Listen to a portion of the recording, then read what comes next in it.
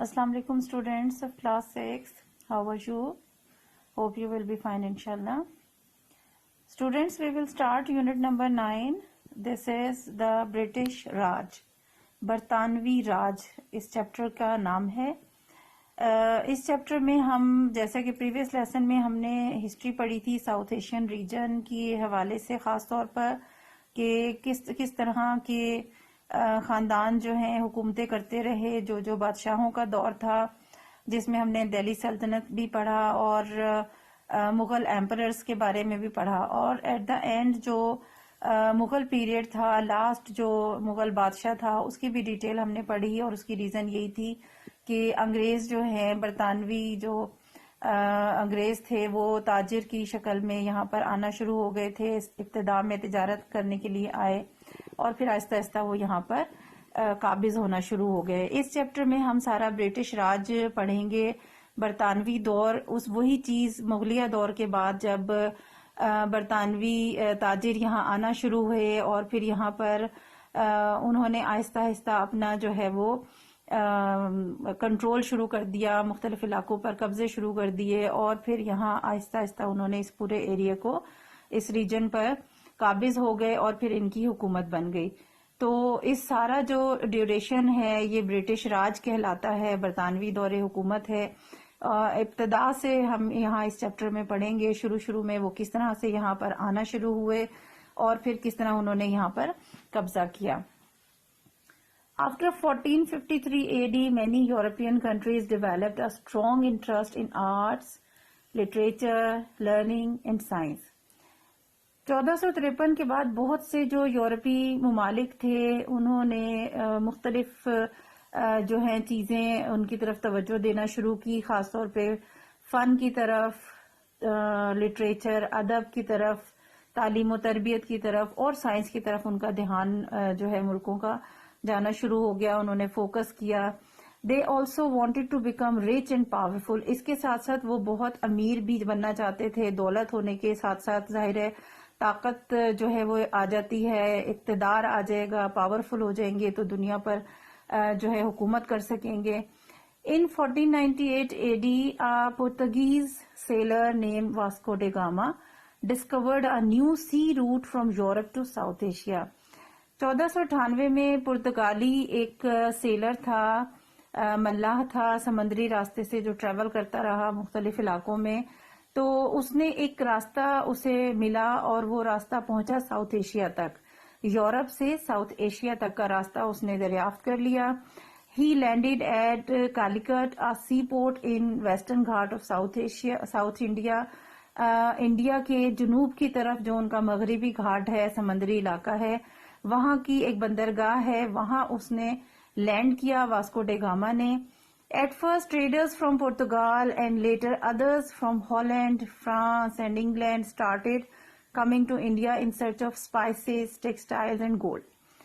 پہلے تو پرتگال کا جو سیلر تھا اسی نے یہ راستہ ڈسکور کیا تھا، پھر پرتگال کے ہی جو تاجر تھے وہ یہاں آنا شروع ہوئے، لیکن پھر اس کے بعد آہستہ آہستہ جو اور ممالک ہیں یورپ کے، جیسے کہ ہالینڈ ہے، فرانس، انگلینڈ، یہ یہاں سے بھی جو ہیں وہ تاجر آنا شروع ہو گئے، جیسے مسالہ جات کے لیے، کپڑے کے لیے یا گولڈ وغیرہ کی تجارت کرنے کے لیے.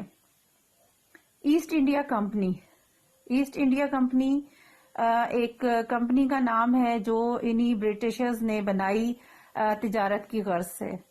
In 1600 AD, a group of traders in Britain formed a company for trading with South Asia.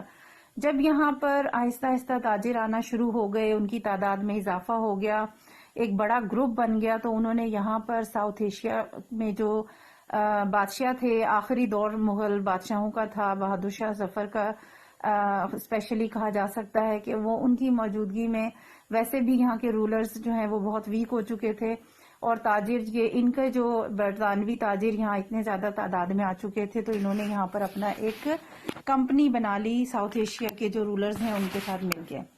They called it the East India company, اور اس کا نام انہوں نے رکھا East India company. In the beginning, the traders of East India Company had to fight many battles against other European traders in South Asia. شروع میں تو ان کی جو لڑائیاں ہوئی وہ زیادہ تر دوسرے جو تاجر مختلف ملکوں سے، جیسے یہ ہالینڈ، فرانس، انگلینڈ سے آ رہے ہیں، تو یہاں کے جو تاجر آ رہے تھے دوسرے ممالک کے، ان کے ساتھ ان کی لڑائیاں ہوتی تھیں، جھگڑے ہوتے تھے. ظاہر ہے بزنس اور تجارت کے لیے انہیں ایک دوسرے کے ساتھ اختلافات تھے. But finally they were able to defeat them all and become a great power in South Asia. اور پھر آخر کار یہ ہوا کہ جو ایسٹ انڈیا کمپنی کے تاجر تھے، گروپ تھا، انہوں نے باقی تاجروں کو جو ہے وہ بالآخر شکست دے دی، اور پھر یہاں پر وہ پوری طرح طاقت میں آ گئے، قوت بنا لی انہوں نے. Sometimes even the local rulers asked for help from the company soldiers. کئی دفعہ ایسا ہوتا تھا جو یہاں ساؤتھ ایشیا کے علاقے کے جو حکمران تھے، بادشاہ تھے، وہ اس کمپنی کے جو سولجرز تھے، ان کے جو سپاہی تھے، ان سے مدد مانگتے تھے اپنی حفاظت کے لیے. اتنی زیادہ یہ کمپنی جو ہے برٹشرز کی جو کمپنی ہے، یہ اتنی پاورفل ہو گئی تھی اس علاقے میں. The East India Company established many new cities as its trade centers. اور اسی کمپنی نے جو ہے وہ یہاں مختلف شہروں میں اپنے مرکز بنا لیے. نہ صرف یعنی کہ صرف ایک جگہ نہیں، پہلے انہوں نے کمپنی بنائی، پھر یہ اپنی جو کمپنی ہے اس کے مختلف شہروں میں، ہر شہر کے اندر انہوں نے جو بڑے بڑے شہر تھے وہاں پر انہوں نے اپنے سینٹر بنا لیے، اپنے مرکز بنا لیے. Some of the earliest were Madras, now called Chennai.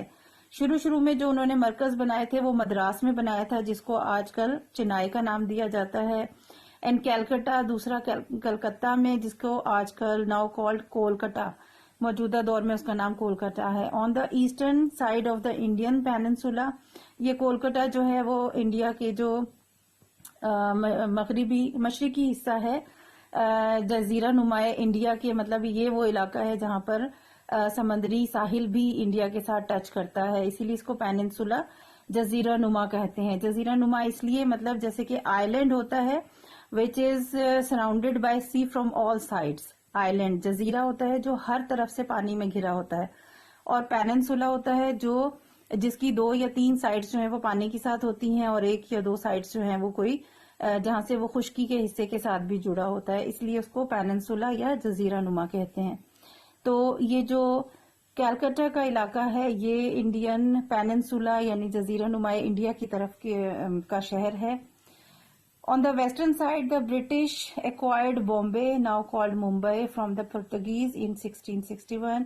But 7 years later, the East India Company leased the city to the British government at an annual rent of €10 only.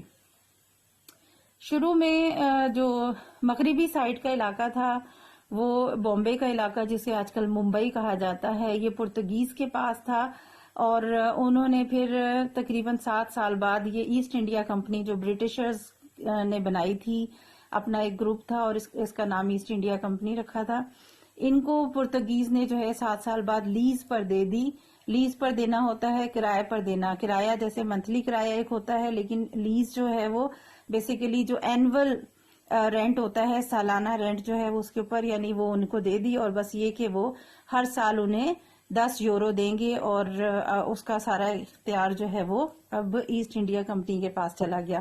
تو یوں ممبئی بھی جو ہے وہ برٹشرز کے ہاتھ میں آ گیا.